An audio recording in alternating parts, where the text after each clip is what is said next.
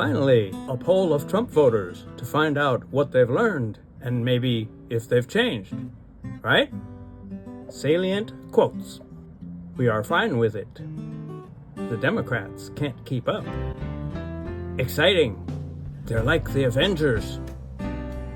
He's a businessman, so he understands the U.S. A master negotiator. He's not just amoral, he's a patriot. And my favorite, lying is part of his shtick. Some negative ones too. Trying to do too much too soon. And maybe not dismantle the Department of Education. Curiously, no comments about his multiple bankruptcies, assaults on women, continued funding of mass starvation in Gaza, condemning innocent people to concentration camps in El Salvador, stealing from the poor to aid suffering billionaires, or the dismantling of the government that provides their roads, bridges, product safety, and regulations that prevent the rise of oceans, and dictators. I guess, being busy people, they just haven't found the time to think about that shit.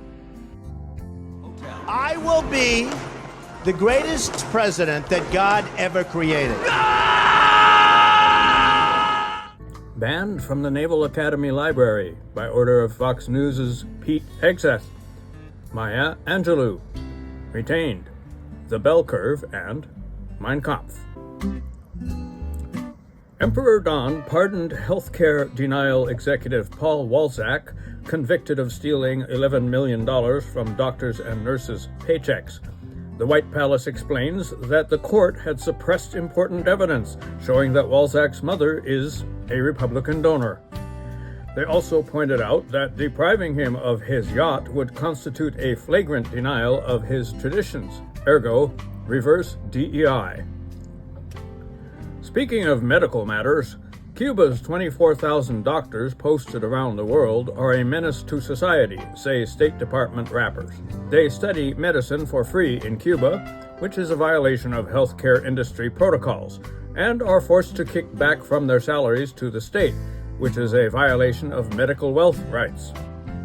Countries that host the Cuban quacks will find their officials' visas to visit the U.S. canceled, to which many responded they would happily forfeit trips to the U.S.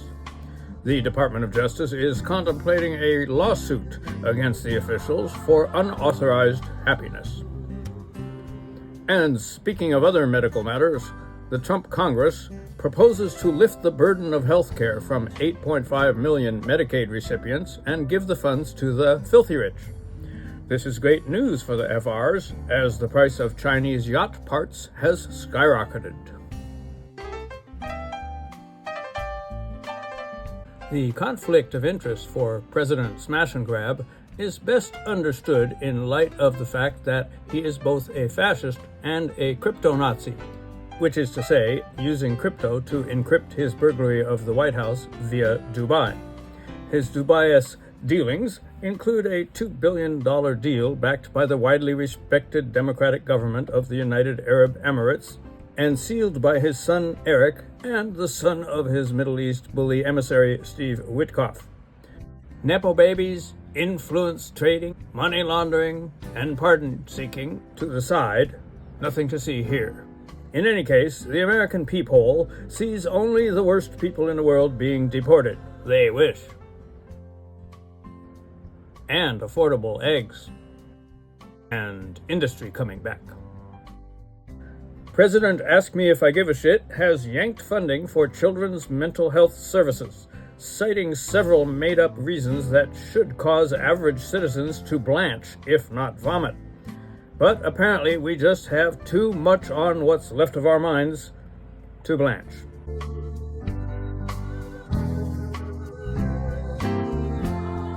Newark Mayor Ras Baraka was arrested trying to inspect a private predatory prison that preys on people who flee to the land of the free from countries the land of the free has destroyed. He promised to back off from inspecting the criminal enterprise if the feds would withdraw their stormtroopers from university campuses where they have been invading to enforce genocide in Palestine. No, he didn't. But he thought about it. Or I did. Speaking of inspecting people, the Trump junta is interrogating travelers about their political beliefs, like, do they MAGA? If you don't like calling that fascism, how about just like communist China? Not that they're really communist, but, words don't matter. An Israeli entrepreneur will be extradited to the United States for hacking environmentalists on behalf of Exxon. Amit Forlit hired hacksters in India for the daring raids on behalf of world destruction. His company defended him against the green Marxist charges, saying the radical anti-oil activists get their money from the Rockefeller Foundation, which is a split-off from an oil fortune family, and therefore has no right to be anti-oil. Oil is good.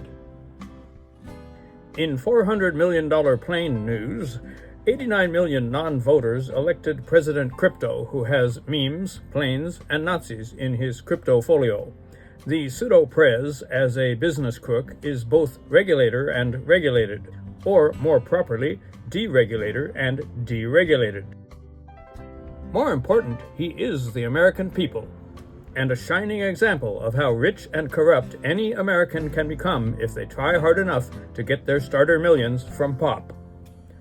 But not all his time is taken up with lying about emoluments. He's also getting rid of all the terrorists, except Israel and Saudi Arabia, and ending all the wars, except Palestine and Ukraine. And as all of Gaza is being slaughtered by famine, the royal family stands out, not so much as great humanitarians, but as stable geniuses with a stable crypto and very stable morals.